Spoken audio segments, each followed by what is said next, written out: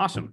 Well, welcome everyone. This is the info session for the Florence Study Abroad program. We're super excited for you to be here.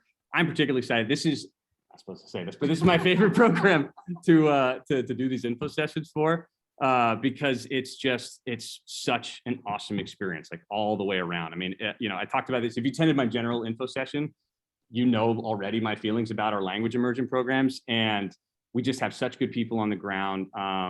Florence is such a magical place. Those of you who've been there know this. You have great support here on the ground at Holy Cross as well to kind of help you to get there, and it's just such a wonderful experience. If I were a Holy Cross student, I did not study at Holy Cross, this would hands down have been my choice. So yeah, really excited to chat with you about it today. So let's go ahead and get into it. So located in Florence, the capital of Tuscany, which is a fabulous region in the center of Italy.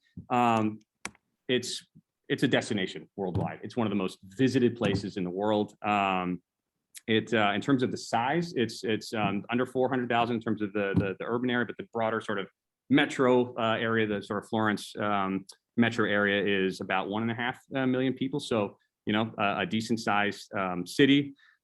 So much history, obviously.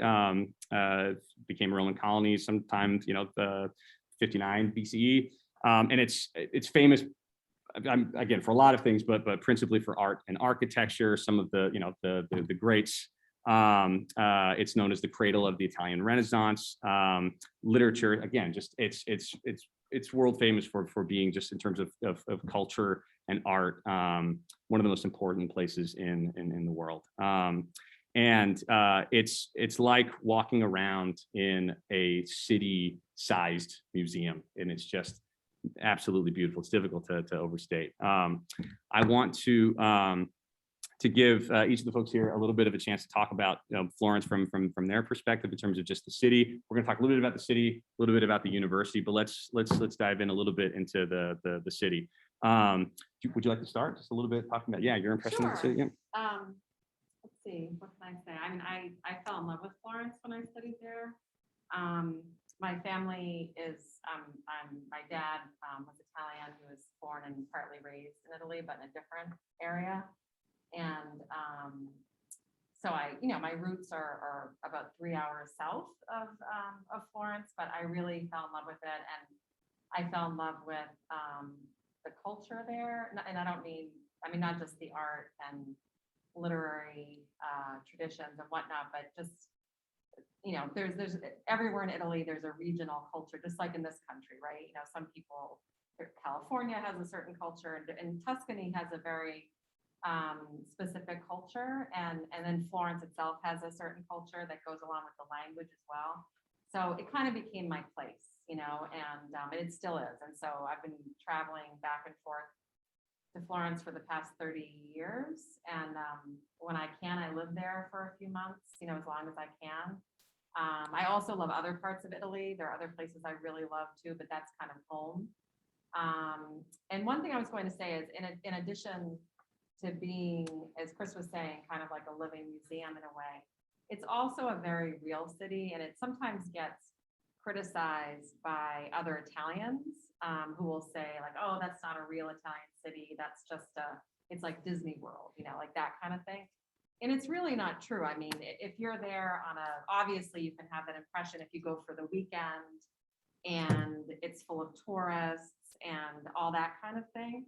But if you live there, or if you spend any amount of time there, like, a month or something, you see the real Florence, and it's not that hard to find. I mean, it's you really just need to get out of that city center, the very small area that's full of tourists. You just have to get away from it a little bit, and it's still beautiful, but it's different, and it's real, and people live there.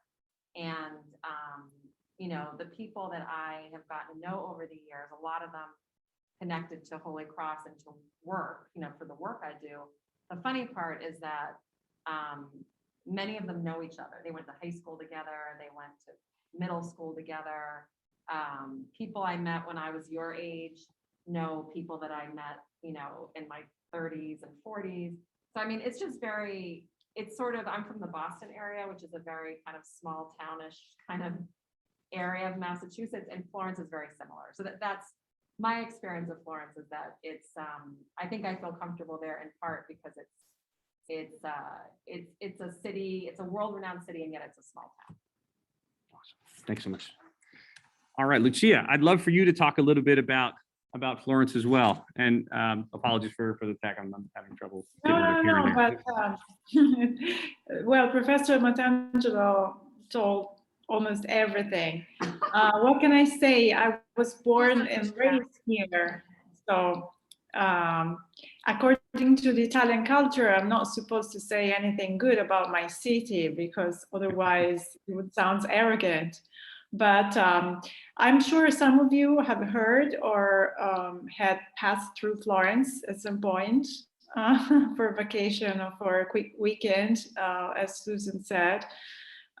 It's a very special city, well, to me, but to many people. And there is a very strong relationship between Holy Cross and Florence. And this program was founded more than 25 years ago. Am I correct, Susan? Yeah. Yeah. So can you imagine, like, so many generations of Holy Cross students coming to Florence and establishing a really deep connection. And the connection is based on, you know, the love for culture.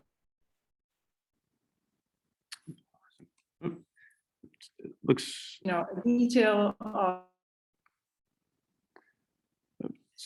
sorry, Lucia, I'm afraid you're cutting out a little bit.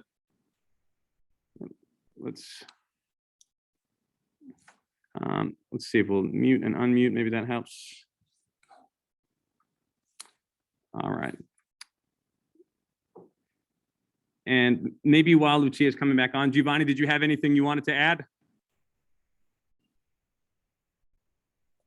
No, thank you. I think Professor Matangelo and Lucia already said enough. I'm not even from Florence, I'm from Venice, so Florence is a very nice place, as a matter of fact, and but they have already explained everything about that. Invite you guys for a reason. Thank you. All right. So we'll try Lucia again in a second when we talk about the university. Hopefully the connection come back on.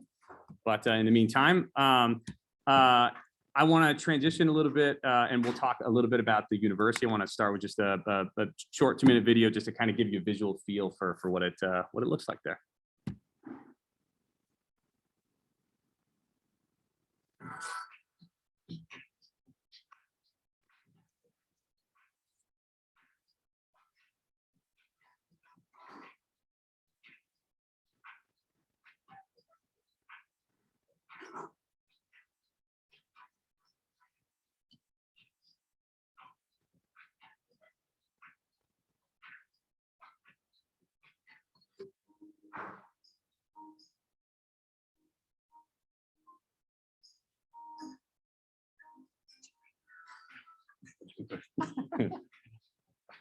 I should have lied.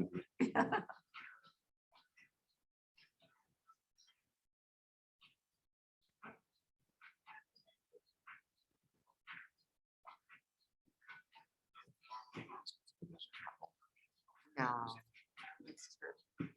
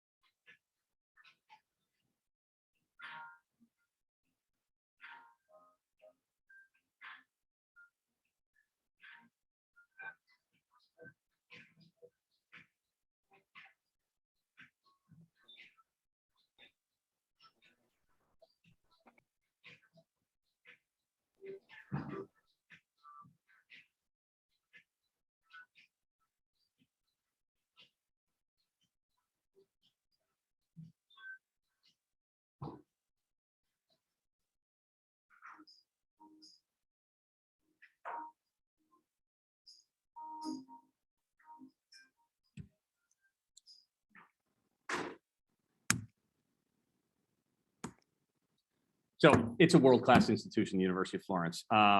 It's old. You compare this to any of our colleges and universities in the US, and obviously pales in comparison. I mean, founded in 1321. Just take that in. It's incredible. It's also very large. That's one of the things that I love about studying abroad at Holy Cross is that, just in terms of the different types of academic institutions you have the opportunity to experience. I love when students coming from the context of a small liberal arts college like Holy Cross have the opportunity to go on any of our university programs to be able to experience a large research university and explore that type of just way of doing business as far as higher education is concerned. And again, what I like to make a point of mentioning too is that as you're kind of navigating that sort of what from our vantage point seems like a very different way of structuring instruction in the classroom over the sort of, on a global sort of scale, this is the way higher ed looks in most places, even including in the US. I've studied at a large research university, and this is what it looked like for a majority of my classes, where you have a sort of a larger lecture hall paired with a discussion section, a tutorial. And so I think it's a really valuable opportunity for students who have plans to go, say, to grad school afterwards, to sort of get that experience in a university setting, to be able to say, you know what, I've got this awesome liberal arts foundation, but I can also hang and succeed and in a university environment. So I like that. You have the opportunity to take coursework across a range of disciplines, something that Lucia has been working very hard on is to continue to expand the range of options. She's been, making inroads with faculty across each of these areas to try to, again, constantly expand the range of options for students. What's nice too is that she works with folks who as well kind of express an interest in taking on international students. So for any of you who are thinking about this and saying, wow, this sounds really wonderful, the idea of being able to study at an Italian university alongside Italian students is very exciting. Maybe on some level also somewhat intimidating, right? There are multiple layers of support that are built into it, and it starts with the outreach to the faculty. You're working with folks who are looking forward to having international students like yourselves in their classroom. And so again, you can take courses across a broad range of areas. Also some really important folks have passed through these halls, the likes of Pope Pius. They've had tons of foreign dignitaries, a recent prime minister, and of course Lucia Ducci and Professor Matangelo have taken coursework and have graduated through programs at the University of Florence. It's an excellent place to study. I want to give Professor Matangelo a little bit of a chance to talk about kind of what they might encounter in terms of some of the differences academically from Holy Cross. I've alluded to it a little bit, but it's always helpful to hear from your perspective. Okay. Yeah. So I only took, just to be clear, I took one class at the university. That's all that my program. I went to Smith College, and that was what was required.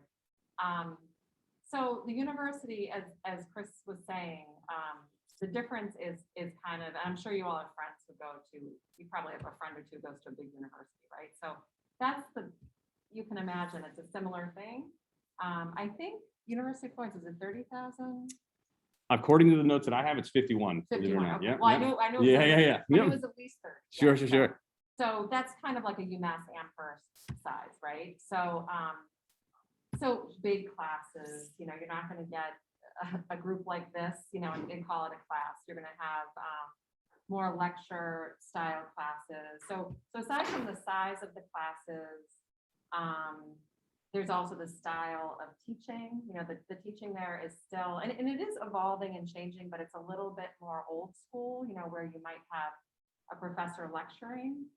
But as I said, things are changing. There's a newer generation of professors,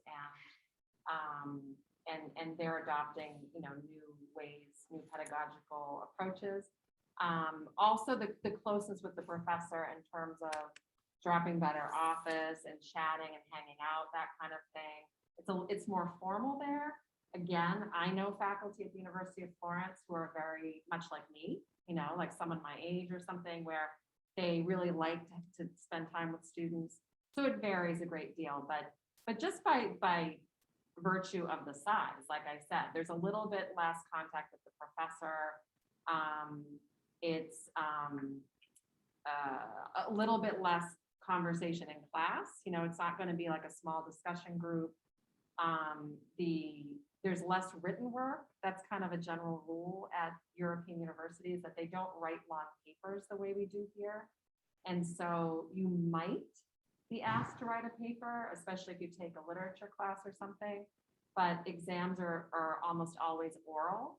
And so you go for, and I know that sounds terrifying to you right now, but 25 years of students have done it. You know, as Lucia was saying, we've had this program for a long time, and nobody, well, I'm not going to say nobody, but everyone's gotten through them. And so those are some of the primary differences. But one of the things that, and one other kind of general difference is that you're expected, and again, this is not so different from other institutions in the US, you're definitely expected to be more of a self-starter, right? So your professor is not necessarily going to say, here's what you have to read for Monday. You might just have a syllabus that has a list of books on it, right? You're expected to be a more of an independent learner, and you might feel like you have no homework because there isn't a lot of busy work there. It's really just like, here's the content of the course, and you're going to be examined on it at some point, and then there are lectures to help you through it. So you have to learn how to be disciplined and like do reading and kind of break it down, right? One of the wonderful aspects of this program is that we have tutors for you. So for every class that you take, you have a 20-something-year-old Florentine, or not necessarily, but Italian, who is also a student at the university. And for example, in our history class, you know, that usually that tutor will go to the class. They've either already taken the class, or they'll go to it with you and take notes and kind of be a student in the class also. And then they meet with you and they'll say, okay, let's meet, you know, once a week, and I'll tell you what you need to do to prepare for class. And they prepare you for the exams. So they help you to pace yourself, and they also help you like in the final push before exams, they help you to get ready for them. And so that again harkens back to this idea of the support that you have. You know, it can feel like you're being thrown into the lion's den on some level, but you have so much support to help you through every step of the way. Starting with the work that you're doing at Holy Cross, working here, taking Italian language. You get an awesome foundation, taking courses with Professor Amatangelo and with Professor Spani and others in the Italian program. And that continues through your time when you are studying abroad. And so one of the things that I want to point out, we're going to transition a little bit, talk about kind of the structure of the coursework that you take there. It's essentially, in terms of the courses that you take there, let's start with the first thing that you end up doing when you get into the country. And that is that you take an intensive 4-week pre-university language program where, you know, many hours a day, 5 days a week, you are essentially doing Italian language boot camp to sort of, you know, get up your chops, take that great foundation that you got here at Holy Cross, but then go that extra mile to kind of really push you in the direction of you know, being prepared to attend lectures at the university. So again, 4 weeks, so nothing but, you know, again, really intensive language training. So you get this great, you know, head start there. And then you continue on to your semester, which will involve taking one continuing language and culture course with Professor Ducey, with Lucia. She's also teaching the pre-university language program as well. So that's the other nice thing about this is that you have, I'm not sure if Lucia had mentioned, but she is a former Holy Cross faculty member herself. So she has been working with Holy Cross students for a long time. So she is well aware of your needs, sort of the framework that you had in terms of here, the type of instruction you had. And so she's able to really help you to kind of transition into language study in Florence. And so she'll be with you, you know, every step of the way of through your program. So during the semester, again, one language and culture course with Lucia, and then you round out your schedule then with what amounts to typically between 2 and 3 courses at the University of Florence that can be taken in your again subject to approval by your major, minor, concentration advisors. You can take courses in your major, minor, concentration, apply to those programs of study, and as well common area requirements. And so The way that breaks down will depend on the local credit system. You need a total of 90 credit hours, and that can be configured in essentially two ways. You can have 3 30-hour courses at the university. So in that case, it would look more or less like your Holy Cross schedule, 4 courses, 1 with Lucia, 3 at the university. Every once in a while, you get a 60-hour course, which is essentially kind of like a double-weighted course, in which case you would take that double-weighted course plus another course at the university to round out your schedule. The thing that I'll say as well, just as you're kind of thinking through, a lot of times students have concerns about the process of getting courses approved to take towards their major. It's not a one-off sort of event. It's something that will take place starting even now, and then continuing through the time that you're there. So you start off now, sort of doing pre-advising, where you are meeting with your academic advisor, your major advisors, if you are assigned to one yet, and thinking through the types of courses that you can take towards your major while abroad in general, the number of courses, which can vary and does vary sort of department to department. It can vary depending on whether you're spending a semester or the full academic year. And so you want to start educating yourself a little bit about what the requirements for your major, and again how that interacts with study abroad. And then you'll be able to sort of piece together your sort of wish list, what you want to do in an informed way, to then when you get to Florence, you register at the university, and then you submit course approval forms once you're formally registered back to the registrar here at Holy Cross, and they approve common area requirements in-house at the registrar, and then your major requirements. So if you're, let's say, a philosophy major and you are requesting that one of your courses apply towards your philosophy major, you indicate that on your course approval form. They send that to the philosophy chair or the course evaluator for philosophy, and then they evaluate it and determine whether it's a fit. But again, the idea is that by the time you are doing that, you have already had a fair amount of advising, and you're going into it with a good sort of more confident than not that things will hopefully go in that direction. But you have support to be able to then if there are any issues, transfer into other courses. It's again, you have lots and lots of support through that whole process. Let's see. I think Lucia, I believe you're back. Can you hear us? Yeah, can you hear me? Yes, absolutely. I wanted to, yeah, please. Okay. Go right ahead. Can I a couple of things that I was thinking when Professor Matangelo was talking. So if you seriously think about coming to Florence, start right now to do your best in your Italian class, because the level of proficiency that you get before you arrive here, it's so important. For instance, right now there is a group of students in Florence that can speak Italian very, very, very well, and they don't have problems in, connecting to locals, meeting new friends, meeting new people, and, immerse themselves in the cultural environments. They really take advantage of every opportunity they have.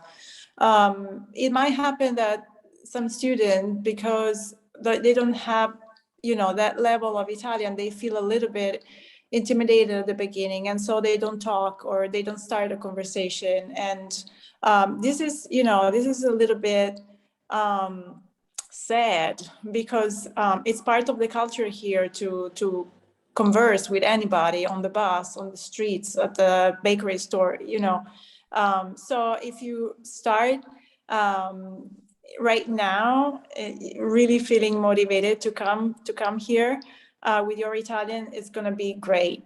And, there is time, and as everybody said, there is a lot of support, but, don't waste your time, and do as much as you can starting from now. The other thing I wanted to say is that about university, Susan, Chris, they said everything beautifully. And what is extremely important is that you come with a positive attitude.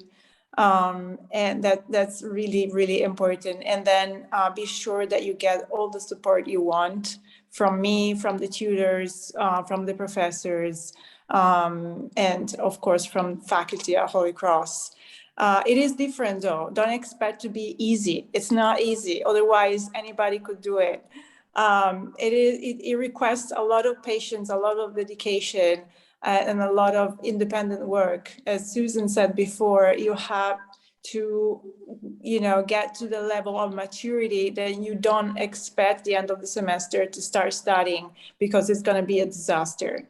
Seriously, it's going to be a disaster. So it's a totally different system, but we are all here for you to help you to navigate this new system and to make the best of it. Thank you, Lucia. Let's see, a couple other things that I had wanted to pick up on there. One of the things too, as you're considering Florence, which I should make clear, you should be considering Florence. It's such a wonderful experience. The couple of things I want to emphasize. So first is when you go into this process, relative to other kinds of universities, or let's say call it Cross, for example, right, where you go into it having a sense of what the courses that are going to be offered, often months in advance, the specific courses, the timetables exactly, to where you can kind of plan things months in advance. It's a kind of place where, working with Lucia, we will work tirelessly to make sure that you have courses that are a fit for the requirements that you are hoping to satisfy, whether they be major or common area. But you do need to go into it with managing your expectations for the process, and knowing that let's say, for example, there's a resource available on the Study Abroad website called Courses Previously Taken. So if you go on there and you look and you see a particular course with a particular title that appears on the list for Florence, you can't necessarily assume from that particular course is going to be offered during the particular semester that you are going to be there. It gives you a good example of kind of the range of offerings that might be there. But just know that all that list tells you is that that a student has in the past requested that particular course and it was approved for credit at Holy Cross. So that means that just because a particular course appears in there doesn't mean that it's going to be available. What it also means in a positive direction is that you shouldn't limit yourself to the courses that appear on that list, right? Because the course offerings at the University of Florence are constantly changing. As I said, Lucia is doing ongoing outreach to faculty to kind of widen the range of courses available to students. And so I just want to make clear that if you're going expecting a specific title, you might be disappointed. If you go with kind of an open mind and knowing that with the confidence that we will support you in getting courses in to satisfy your requirements, you'll be in excellent shape. And one of the things that you'll note throughout all of this is that the structure of the program is designed to do something that we feel is really special from the Study Abroad office, right? Our whole ethos as a Study Abroad office is that we want to send students to places where they have the opportunity to really integrate themselves into the life and culture of those local communities, right? We don't like to send students to places where they're just sort of passive observers of culture. We want you to be sort of actively participating in it. And so you can see from this that you have this wonderful opportunity to take courses in Italian alongside Italians with tons of support. It can be intimidating. I'm the product of a program like this. I studied in Spain, and all my classes were in Spanish. There were days that were really tough, where I was like, how did those people, what it would have been like me before, how did they convince me to do this? This is crazy. What am I doing here? But I got to tell you, the payoff is enormous. It's really hard to overstate just how rewarding it is to be able to learn something one day, whether that's in the classroom or whether that's like falling on your face during like a service encounter, like ordering coffee and you say utterly the wrong thing. It's the most visceral form of learning where you're like, oh man, I'm never going to do that again.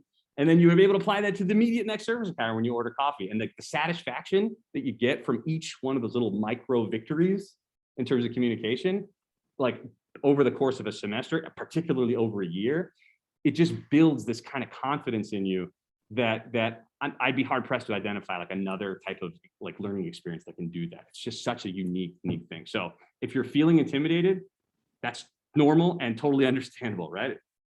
It's worth every ounce of effort that you put into it. And so one of the things too that we do is we try to, and this is where it's so wonderful having someone like Lucia on the ground to support you during your time there, is that we try to make this as well like a tailored sort of individual experience and help you to integrate into the culture in ways that build on the things that you're passionate about, right? So one of the ways that we do that is through this project that you undertake. It's called the Independent Cultural Immersion Project, where basically you take on an extended extracurricular or co-curricular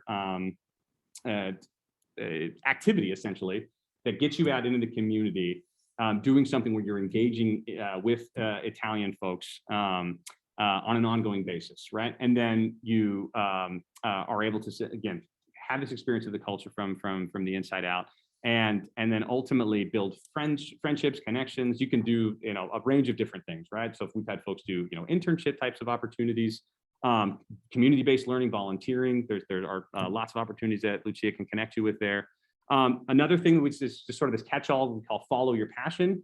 Let's say you are, I don't know, a rugby enthusiast, or, you know, you play a sport. Let's say you're a musician. We've had folks in recent years that you know, were musicians, and they connected with, you know, local Italian students and started like playing in a band together.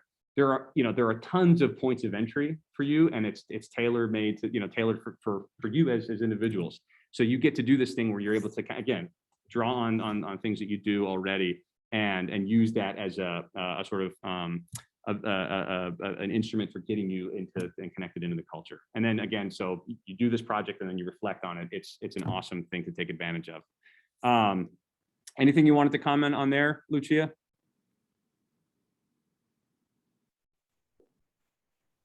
Sorry, my computer doesn't work very well. Yes, just one more thing. To give you an example, this semester there are students working with kids. There are students teaching how to play tennis to kids. There are students taking cooking classes. There are students volunteering in, you know, like Caritas, which is like serving food to poor people.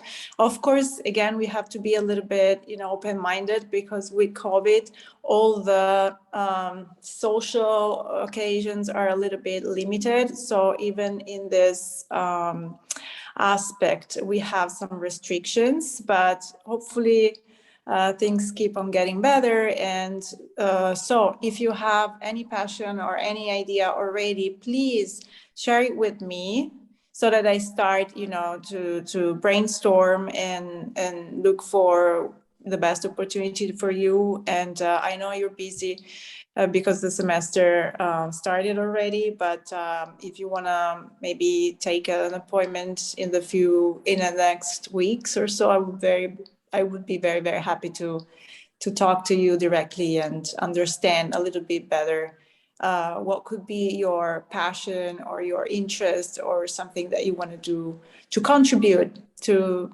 the society here, to the community, and leave a mark. You know, this is what I told the students the other day. So you're here to leave a mark, and so this is enriching for us, of course, as Florentines, but also for you as students of Holy Cross. So Awesome, thank you, Lucia. Historically, the program has had for its housing arrangement homestays. And the thing I'll say about that is I am personally something bordering on like an evangelist for homestays. I love them. I think they're like some of the most underappreciated folks like in like education. I wrote my dissertation on them. They're just great. And so, you know, it's a great opportunity to where you're able to, you know, you have the language that you're exposed to in the classroom, where you have this kind of academic Italian that you're you know, again getting a chance to appreciate, and then you're able to then go into your homestay, where you have on a daily basis these opportunities to interact in casual, totally naturally occurring types of conversations, to where you're really able to take your sort of, you know, book Italian, as it were, and translate that into, you know, comfortable daily speaking with colloquialisms, getting, you know, increasing your sort of your timing, and it's just, you know, it's such a wonderful thing linguistically, culturally. You have this daily window into what it means to live in as a Florentine, and, you know, of course, got to build up to this food. You are going to be getting home-cooked Italian food on a daily basis. So I mean, that is alone. I should have led with that. Just start and end with that, the presentation. It's an absolutely phenomenal arrangement. And so, you know, again, same idea as before. It's something that if you haven't done it before, on the surface, it can seem intimidating, maybe awkward, like you're moving in with, you know, a stranger in their house. It's totally worth working through that initial sort of awkwardness and getting to, you know, a place where you're comfortable with that, because that connection that you have with your host family can be a lifelong connection. I still interact with my host family. They're really, really important to me. It's the reason I'm hanging out with y'all today. So urge you to again, take advantage of that. This is a good segue though from what Lucia had been talking about in the way of, you know, COVID, you know, constraints.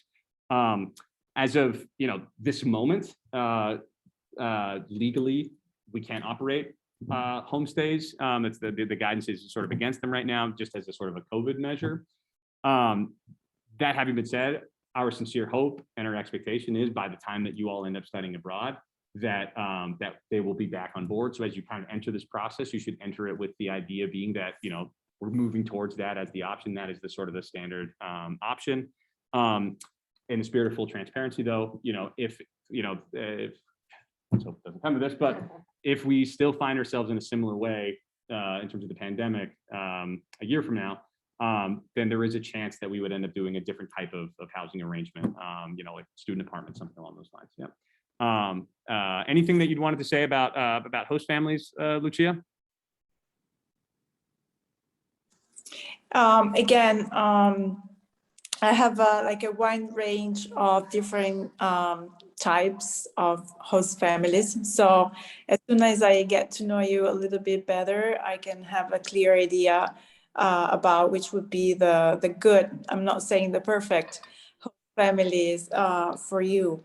Of course, here the key word is respect, because keep in mind that when you live in a host family, you have to respect their rules. So, which means that you don't go back home very late at night. You don't bring friends. They don't know, you know, at the table, or you don't do anything, you know, that you wouldn't probably do at your home. So that's it. That's the only thing that I can say right now. And then fingers crossed that everything goes well and the host families can be, again, part of our experience. Anything you want to add about host families, Susan? I don't think so. Sure. All right. So let's talk eligibility. So this is a program that we have a suggested GPA of 3.0. As I had mentioned, if you attended the general info session, again, let us as study abroad directors be the ones to ultimately determine whether you're eligible on the basis of GPA. So if you're, you know, shy of that, don't say, well, I guess I'm not eligible. I'm not even going to apply to the program. On the contrary, you should apply to your first choice program. And then we'll have conversations. There are often things that we can do to help you get to the target, to put in, you know, conditional admissions. There's a lot of things that we can do to support you getting there. And as far as making sure, as Lucia had mentioned, that you have a sufficient foundation in Italian proficiency prior to participating in the program, we ask students to have completed at least Italian 202 prior to starting the program. Now, if you happen to be sitting here before me and, you know, maybe you're just starting Italian, once again, don't rule yourself out prematurely from the experience. We have other ways that we can potentially work with you. We can work with the Italian faculty to find alternative ways of helping you to satisfy the prerequisite through summer programming, through, you know, arriving early in Florence, doing supplemental language training. And so if this is a passion of yours and you want to make this happen, even if you're in, you know, 101 now, it's something that we have the infrastructure in place to be able to try to support you to do this, because as we've said, these are the programs that we are most excited to send students on, just because of the level of impact that they have.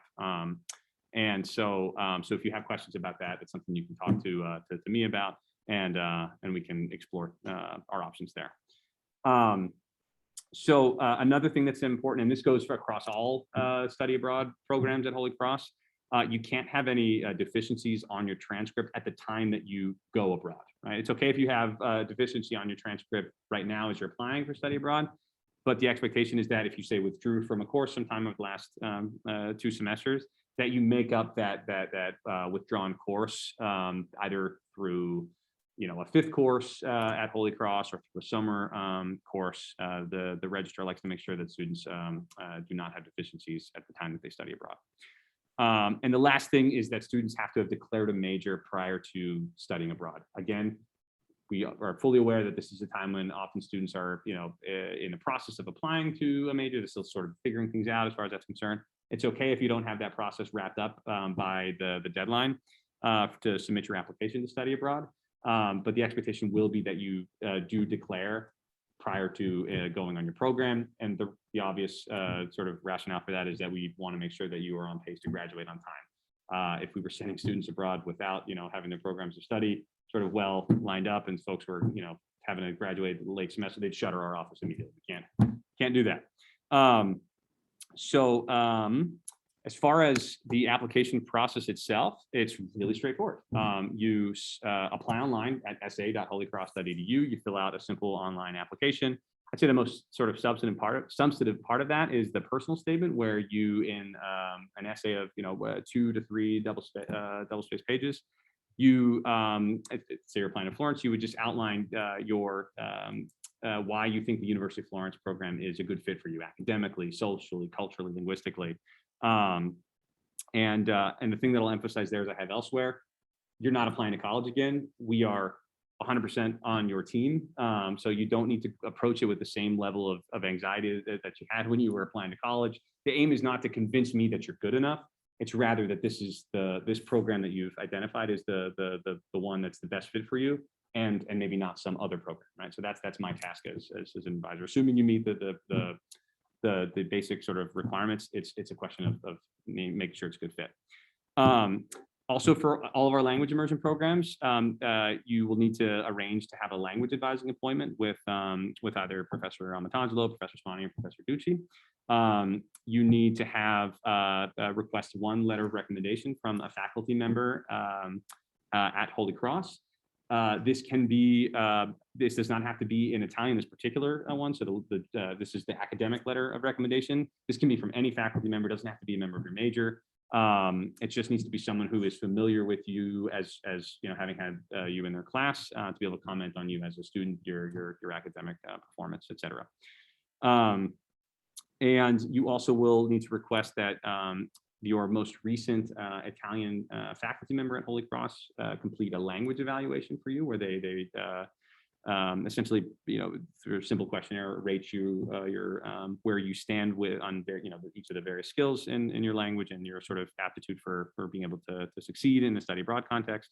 And again, you indicate that in within the application itself. Something that I reiterated at all of these is to make sure that you don't blindside any of the faculty that you're asking to do any of these things for you by simply inputting their names into your study abroad online application before reaching out to them first. The second that you indicate, let's say you were wanting to ask Professor Amatangelo for either a language evaluation or a letter of recommendation, as soon as you put their name in there, the system generates an auto email that goes to Professor Amatangelo asking her to upload a letter. You want to make sure that you have reached out to her in advance of that as a courtesy to ask for a letter of recommendation. And once you have gotten that green light, it's at that point that you would proceed with doing that as a courtesy. I just wanted to add something. Yeah, sure. What Chris said before about asking the professor that you've had most recently, that's really important, because a lot of times it's happened to me that I'll get a request for someone who is in my class. Let's say it's October, right? I'll get a request for someone who was in my class the year before, but now they're in a different class with a different professor, a different Italian professor. And so it's not that I don't want to fill out the evaluation, but it's been 4 or 5 months since I've had you in class, right? So it really makes sense, even though you might feel, I think it's because students feel that they don't know the new professor as well, and that the new professor doesn't know them as well. But the most important thing is that the person who has you now fills it out, because they know, presumably you have you know, your Italian has improved over the past couple of months. So the idea is that they have a better sense of where you stand. Okay. It's really important that you make sure that you have a valid passport. As I had mentioned in the general info session, there are processing delays currently in terms of getting new passports or renewals. It takes a while to begin with, but now owing to COVID, it's taking even longer. And so it's okay if you don't have a passport right now and at the time of submitting your study abroad application, but you will need to provide evidence that you have submitted for either a renewal or a new passport if that's the case. And you want to make sure if you do have a passport that it doesn't expire before January 2024, because if it does, then you also will need to submit for a renewal. Just a quick note on finances. There's no fee to submit a study abroad application. It's not binding. So if you're concerned about this or that, or you're concerned, let's say about COVID-19, your family's concerned about it, just know that if it's something that you're interested in, but you are concerned, you kind of want to weigh things out and see how things look, submit an application. It's not binding. And if you decide at a later point, that it's not something that, that you'd like to do, then, it's a pretty straightforward matter to withdraw you. All students, it's designed to be as cost neutral as we can possibly manage. You're going to be charged Holy Cross room, tuition. If you're staying with host families, you receive half of your meals with your host family, so you're charged half board. And some additional things that you have sort of benefits are so again, the goal is to try to get you as integrated as possible. If you find things in Florence or at the university, let's say cultural activities or sport or athletic activities, things that get you engaged in the local communities, but they have startup fees, like let's say you want to join a local soccer club and there's a startup fee to join, we don't want to let those fees get in the way of you having those kinds of experiences. And so the way that it works is you pay for those things up front, but then you just send me a receipt, and up through $175 for the semester, $200 for the academic year, we'll reimburse you for those fees. So definitely something to take advantage of. You're responsible for purchasing your own tickets up front and being prepared to pay for them. We try to offset that cost of that plane ticket by putting what essentially amounts to a discount on your tuition for the semester that you're traveling abroad. That discount is in the amount of an average round trip ticket from Boston, in this case, to Florence. And so that's, again, an awesome thing to, about studying abroad at Holy Cross. In terms of other things that you can anticipate, you're responsible for any passport fees and also any visa or immigration fees. The visa for Italy is, comparatively speaking, pretty affordable. It's around, somewhere in the neighborhood of 70 US. And so, yeah, so that's just a bit about finances. One of the nice things about studying abroad at Holy Cross is that we manage the visa process essentially for you. We will provide you with a painstakingly detailed list of every document and thing that you need to provide for that process. But then I physically go to the consulate on your behalf, submit your visa applications, and then return them to you. Important thing to note about that process is that it involves surrendering your passport during that time that it's being processed. And so you want to avoid, if you're going abroad, let's say in the fall, or you want to avoid, international travel in, the months of July and August, to make sure that I have that passport to be able to give them. Similar idea for the spring. You definitely want to avoid sort of, October, November, December, somewhere in that range, to make sure that that I have your passports on hand. If you are not a U.S. citizen, you want to make sure to check the immigration requirements for citizens of your particular country. I may also be able to assist with that. So if you have questions, you can let me know. That brings us to the end of the formal presentation. And so what I want to do now is open things up to questions of any of us. I'm gonna let's see here, get us back to here so we can actually see Lucia a little bit bigger. Wonderful. And I'll turn this around so we can make this, somewhat interactive. And yeah, open things up to any questions you have. It can be, study abroad, administrative related questions. It can be, academic questions. you have here, this is a fabulous opportunity to go straight to the source with Lucia. She's on the ground leading that study abroad program right now. So she's in, the best possible position to talk through things on the ground. So no one likes to be first, but who's going to be first? Who's got the first question?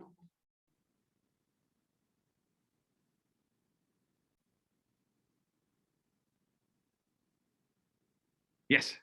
I know you mentioned that the evaluation should be from like professor from this year, but can the recommendation be from someone? Absolutely. Yeah, that one can, see, I think that's what happens, is that I think students get a little bit confused. Not confused. I think that, as Chris said, the letter of recommendation can be anyone that you feel like you had a rapport with, right? Who knows you from an academic standpoint. So that's, I mean, do you accept them also from, does it have to be a faculty member, or can it be like, I don't know, a coach or?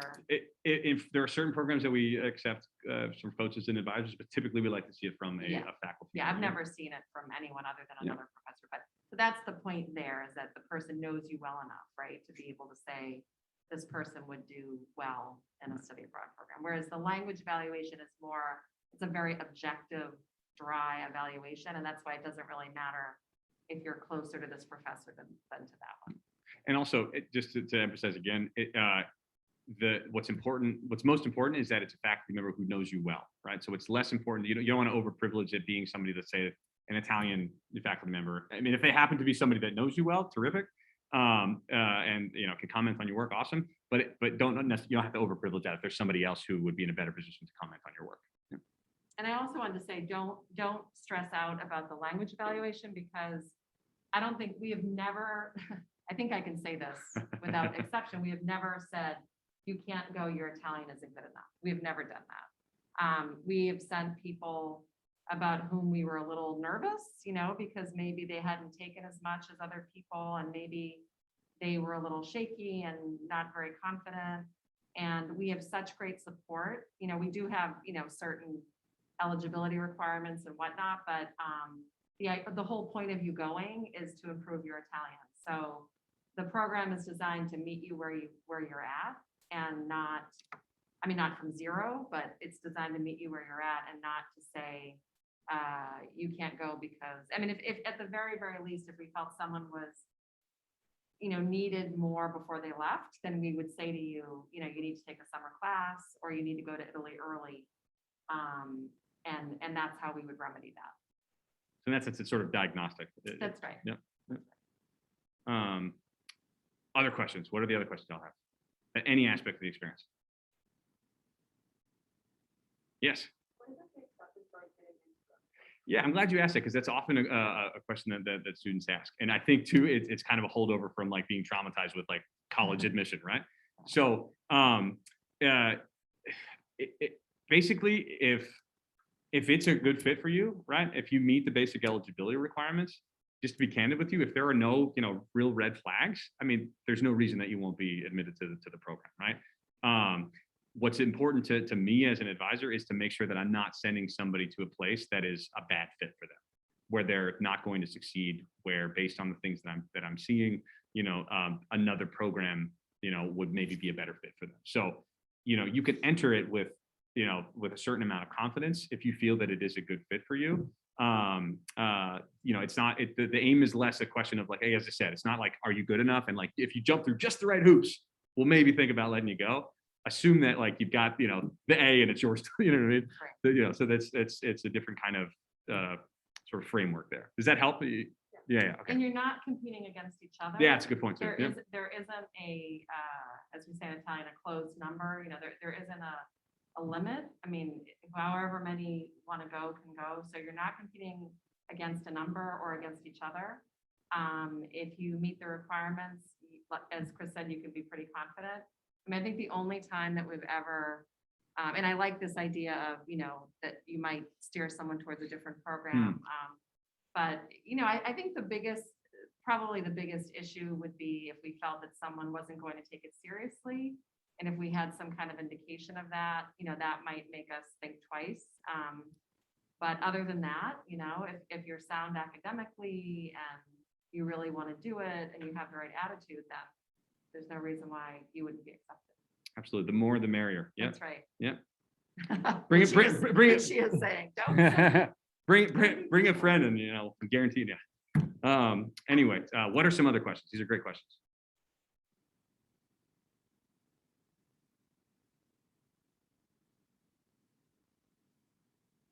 Can even be a question about something that we didn't cover at all. Yeah, absolutely. Yeah.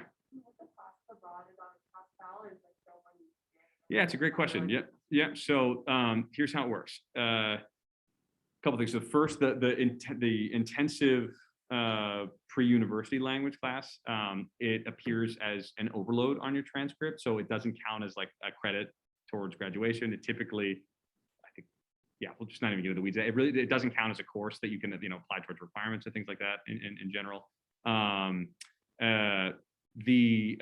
As far as the courses that you're taking during the semester, what you'll get is a letter grade for those. You'll receive a letter grade, a US letter grade for your class that you take with Lucia, the language and culture course.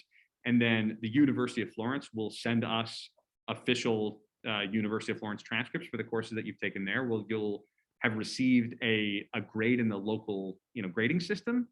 And then the registrar will convert those grades in the local system to Holy Cross letter grades. There's a conversion, a sheet that you can look at if you look at study abroad equivalencies. If you just look up that phrase, Holy Cross study abroad equivalencies, you'll find the conversion chart for Florence.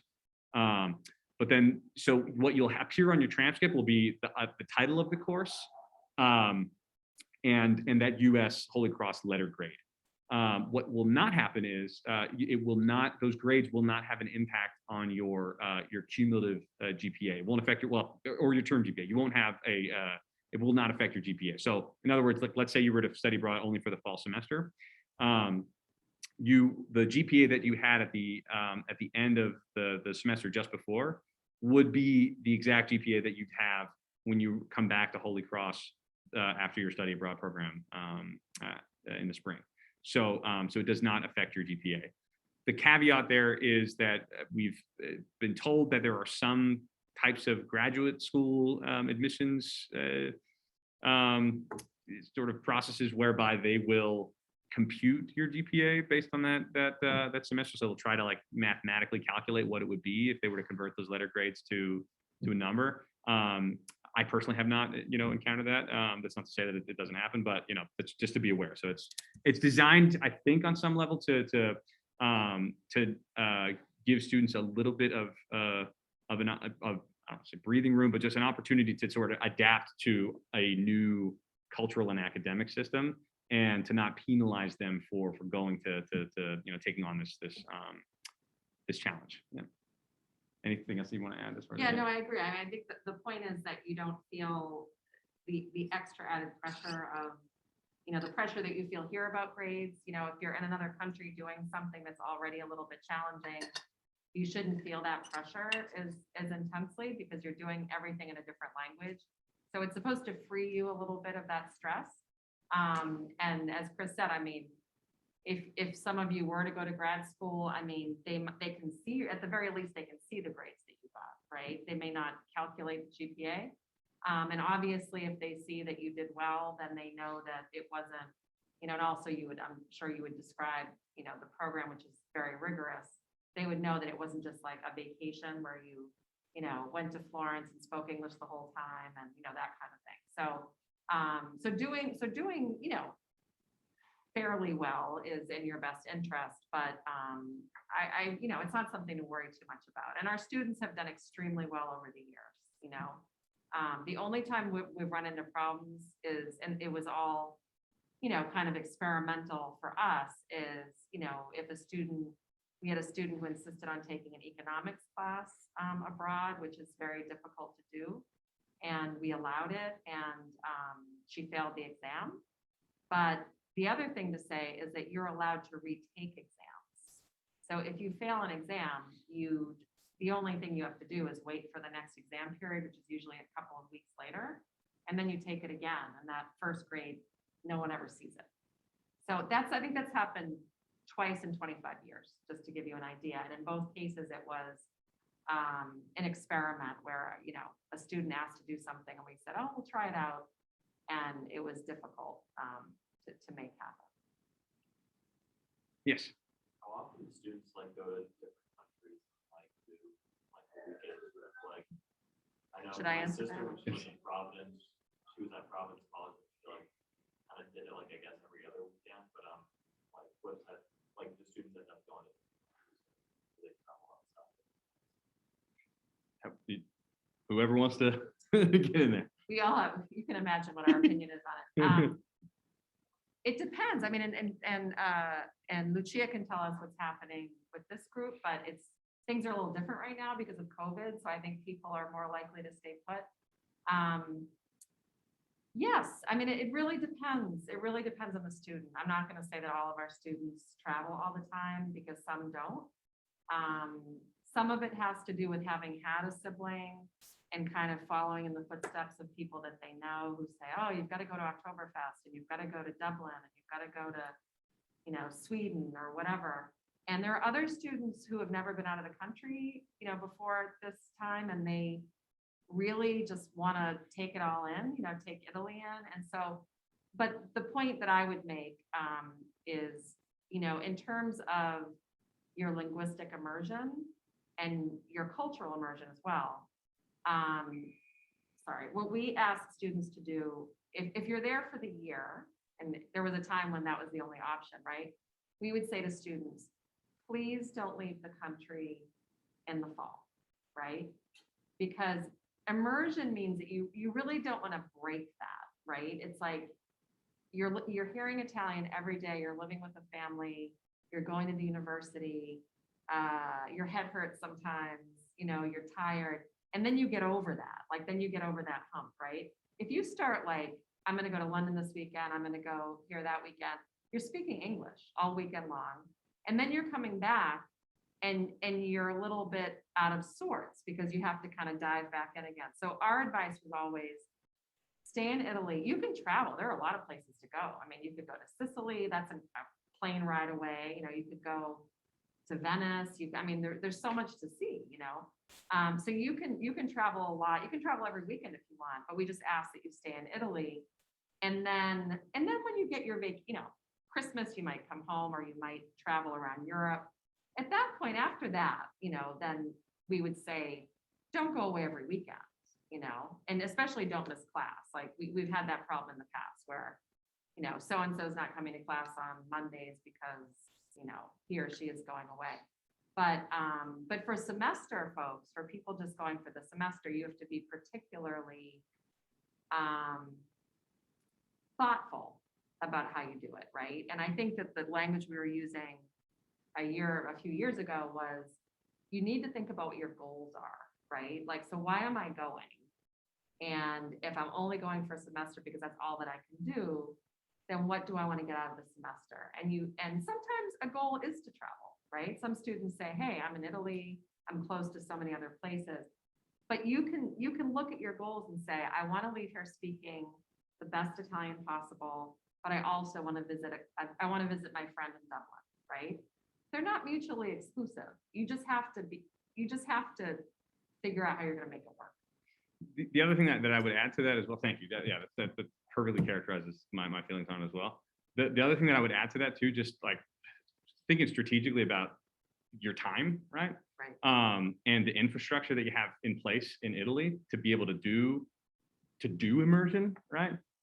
If you think about that over the course of the lifespan, it is something of a once in a lifetime opportunity. Depending, I mean, maybe if you go to grad school, it'll be different, you know. But for most folks, this is the one time you have to get to know another place in another language really, really well, right? And every time that you step foot outside of the country, you're hamstringing that process, particularly if you're only there for a semester. And the thing that I bring up about, like, you know, if the students who like take on like the sort of checklist approach, where like I got to go to Prague and Paris and all these things, those things, each of the things that you go and you do that, if you're going for a weekend, the type of stuff that you're going to be doing is by nature sort of touristy, right? It's going and it's like going to Paris and taking that, like, you know, obligatory selfie with the Eiffel Tower, right? Stuff that does not take a lot of time, right? And I make a point of that because, listen, you guys are Holy Cross students. stats suggest that you guys are going to be successful when you graduate from here, right? So you're going to have the opportunity to go and do that, 2-week, 3-week backpacking trip where you're able to do that checklist approach and knock all that stuff off. Because, that's, again, most folks are able to, work that in. And you can do that all in that sort of limited time span of that 3-week period. What takes time are those relationships that you were trying to develop on the ground in Italy. And those relationships are the key to, for me at least personally, it was those relationships that were the key to the language, key to the culture, key to not feeling socially isolated. And all of those, the language is certainly part of it, but it's also those relationships. Anytime that you're going away for a weekend, that's a weekend that you're not, developing those local friendships as well. So Yeah, and sometimes, I've been disappointed at times when students will come back and I'll say, so you went to San Gimignano, right? And they'll be like, no, which is a little hill town about 45 minutes outside of Florence.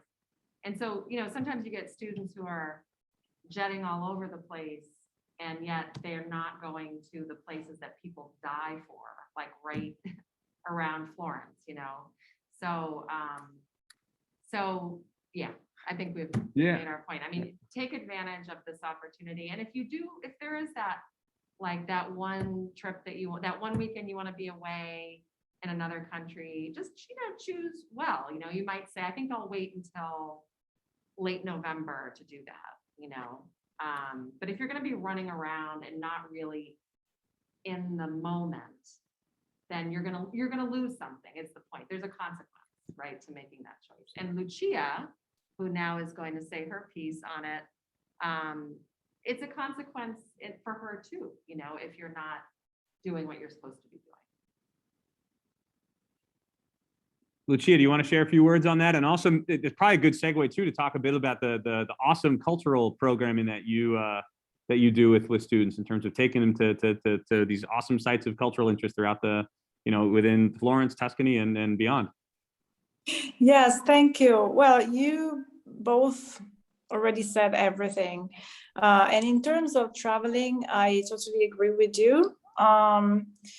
Also, during this pre-university intensive course that you take with me, it's not just about the language, it's also about, getting to know the small towns around Florence, other cities that are just maybe an hour by train from here. And so you get to know not just the city, but you have a little bit of sense of orientation in the region. And it's pretty intense. For instance, during the first weeks, during the first 2 weeks of this pre-intensive course that I'm doing right now, with the students here in Florence, we went to Siena, which is a very beautiful little medieval city, an hour from Florence, and we spent, maybe 7-8 hours. And of course, it gives an idea of the city, but it's not enough. You could spend maybe a month in Siena and discover every day new things. The surroundings are so rich, the Chianti area. Also, by the coast, there are nice cities like Pisa, Livorno, and they're all just an hour by train from here. And they are so interesting historically, culturally, even socially.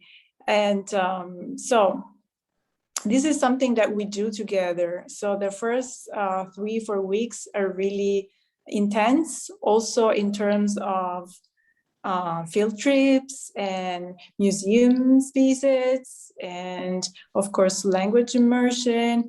So I think it's transforming. Allow me to say this, but I can already see how the students who are here changed since day one, and now they are already capable of planning their own field trips in again Pisa or Livorno, because it's a practice and it's very beautiful and enriching.